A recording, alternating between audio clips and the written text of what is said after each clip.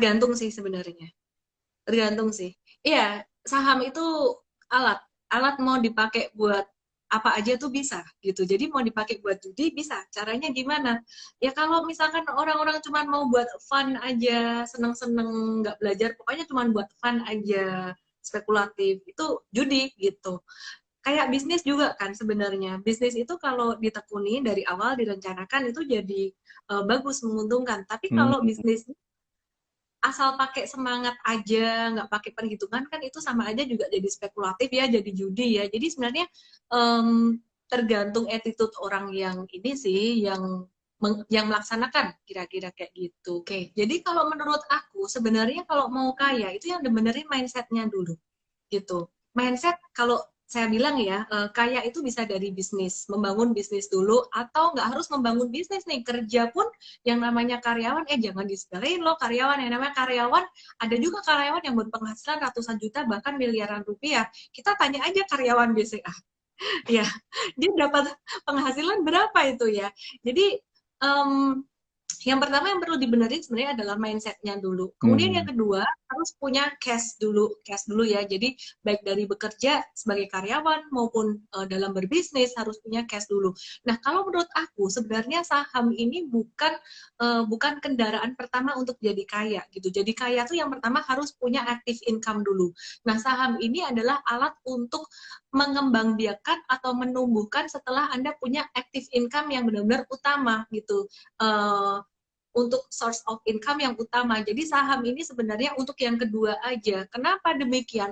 Karena kalau saham dijadiin tumpuan utama satu-satunya, nah saham itu ada siklusnya, ada naik turun, ada naik turun. Kita harus menyesuaikan diri dengan siklus yang ada di pasar ini, ngeflow jack gitu loh. Jadi ngeflownya Ya. itu gimana?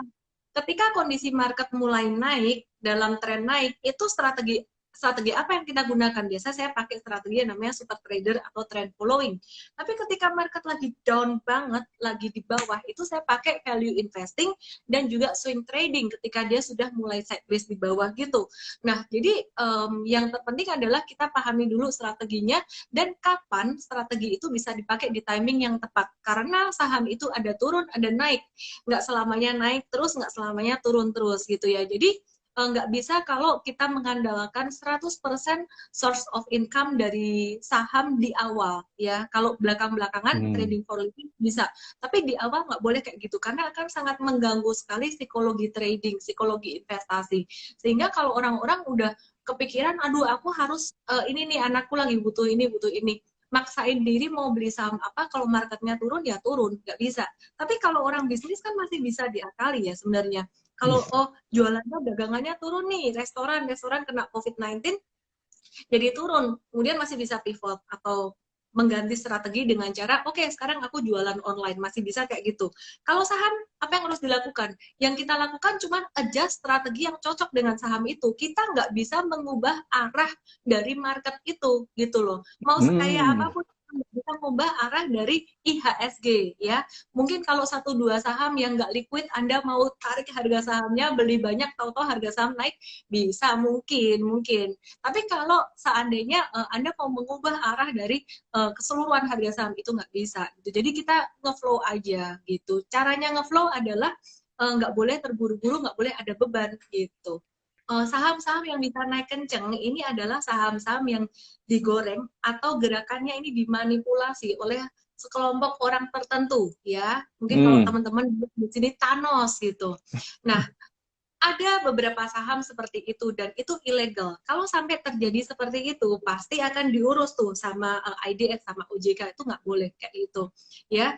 Itu ilegal. Nah, tapi tidak semua saham-saham yang naik signifikan itu gerakannya dimanipulasi. Ya, tidak semuanya dimanipulasi. Memang kalau harga saham naik itu karena demand lebih besar daripada supply. Tapi bukan berarti kalau demand lebih besar daripada supply itu artinya orang sengaja mainkan supaya dia bisa untung di atas dan retail jadi korban gitu, nggak selalu kayak gitu ya. Jadi kalau untuk investasi kita melihat fundamental perusahaan, kalau untuk trading kita melihat likuiditas perusahaan. Jadi ada beberapa perusahaan yang hari ini breakout, misalnya ada salah satunya MTDL, tapi kita nggak bisa rekomen ke user kita di trade. Kenapa? Karena likuiditasnya ternyata kurang mencukupi kalau kita rekom ke seluruh user kita gitu. Bisa-bisa kalau kita beli, habis itu naik, langsung naik. Tapi setelah itu user kita mau jualan nggak bisa, kan sayang juga gitu loh, kasihan juga gitu. Jadi kita harus melihat likuiditas dari perusahaan itu. Gitu caranya supaya tidak terjebak pada saham gorengan.